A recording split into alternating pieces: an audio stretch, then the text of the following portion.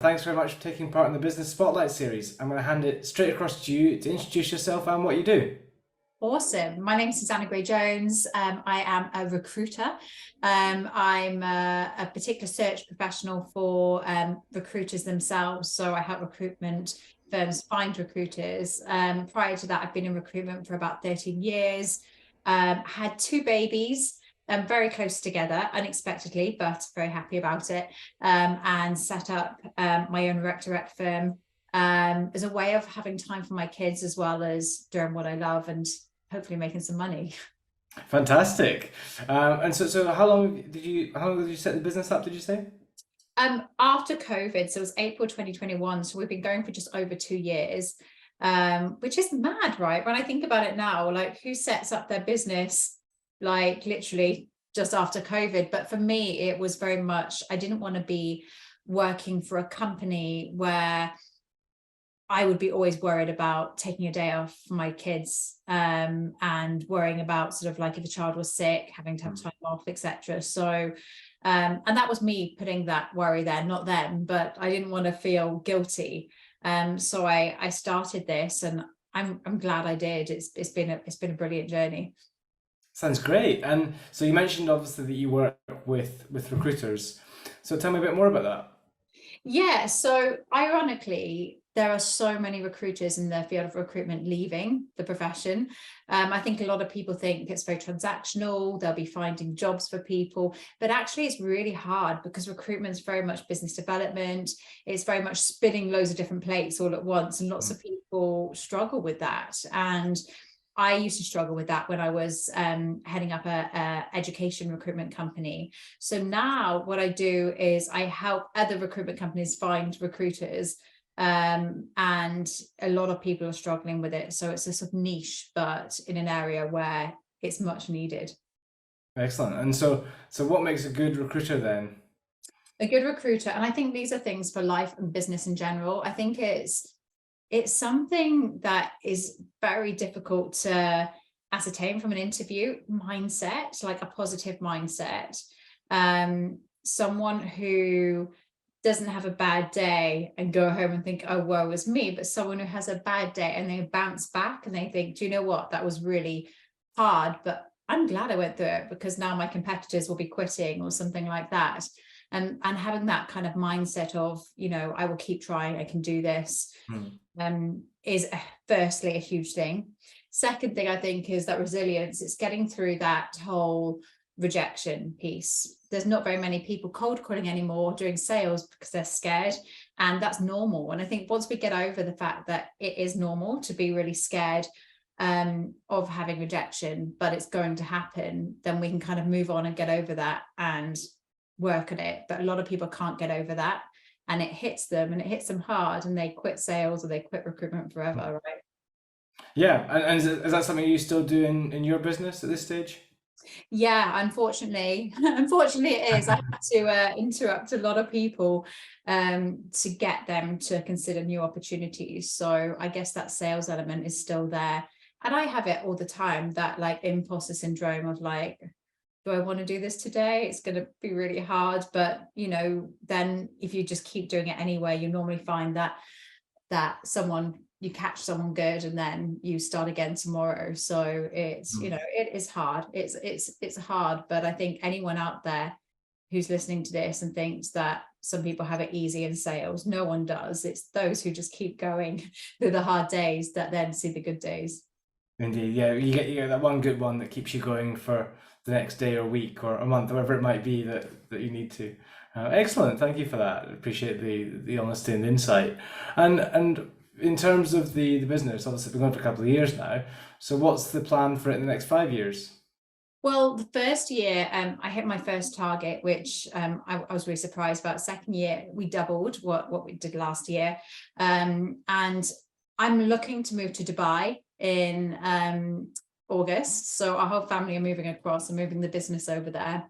And the plan is to keep scaling to make a decent amount of capital for the business so that I can then grow and develop other recruiters underneath to sort of build the business from there and keep going. You know, so many people, they scale their businesses to sell but I'm hoping that we can just keep growing. And I enjoy it. I enjoy recruiting. I think changing someone's life, if they hate their job but they are getting in their own way because they're scared of making that move, I think is such a privilege to be that person to kind of coach them into something new that improves their life. We spend more time with our work colleagues than we do with our families. So I think to improve people's role is a privilege.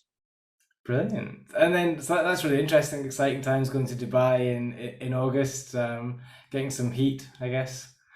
And, yeah, I know. I can't handle this heat, so I don't know how I'm going to handle plenty of aircon. free heat. But yeah, I think they're more equipped for it there, aren't they? More geared up for it, yeah, they are indeed.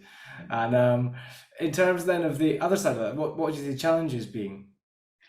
There have been challenges. For example, my poor accountant gets a million questions a day because I just like, I don't know, like this corporation tax, like personal tax, and trying to work it out and budget. I'm not very good at admin.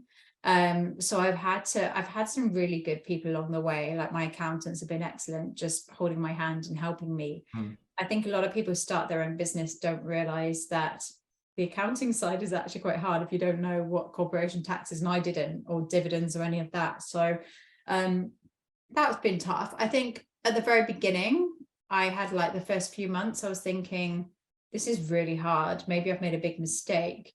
But then I think it was something my gran once told me. She said, this is when your competitors quit, right? When you feel that actually this is too much. That's why lots of businesses fail in the first 6 months, because people freak out. And I think, I just kept on going. And then my breakthrough kind of came after 6 months, and I felt really lucky that I did have the persistence to keep going, because yeah, it's hard. Any recruitment, sales, kind of business development, which everyone needs when they start a business, it's a slog at the beginning, right? And I think mindset and reminding yourself that anyone would find it difficult is partly a way to keep that persistence going. Yeah, absolutely, and well done for that. So it's always that thing of sort of pushing through the difficult part to get to the good part. I'm not all aha, it's going great now. Like there's still moments I have to give myself a kick and just say, come on, Susanna, like, life happens, right? Sometimes we don't get as much sleep as we should, or we're just exhausted. So, that for me, the constant bit is mindset, just kind of looking after self-care, making sure that I'm in a place where I can have that persistence and that energy to keep going. Indeed, yeah, I've got a 3-year-old son, so I can have a guess at why the lack of sleep comes from sometimes. I've got a 3-year-old son too, and a 4-year-old girl now. So it's I hear you. It's fun, isn't it? So what is it as well behind that? What is it that is the inspiration for you to keep going and to keep picking yourself up? I think, to be honest with you, autonomy, having the freedom to work in any way you want, right? I'm a person of variety, so it's nice to be able to do shared workspaces, having the financial freedom to, if my kids want something, to be able to say, hey, absolutely, we can think about that, or, at least having the ability to say yes. And having, I'll tell you a secret, I'm really bad at like tidying and cleaning and ironing and all those things. So a lot of it for me is having the ability to do the housework and be a good housewife, because I'm a crap housewife. So it's being able to pay for those things is really nice. And to be able to take people out, like your friends and family, I think, at the moment those things are good. But yeah, I think that the whole motivation is just to help people. I mean, in recruitment, there's so many people out there in the wrong roles, dreading work on a Sunday, or feeling like they've got imposter syndrome because they've got a boss who's on their case all the time. There's so many people just think that's has to be the normal for them, and they have to put up with it, and they don't. That there are so many good companies out there, so it's sort of helping people through that journey is a privilege. Yeah, that's great. Great to give hope and help people find the right role. Great, thank you. And look, as a final thing, is there any offer or any news you'd like to share with the audience?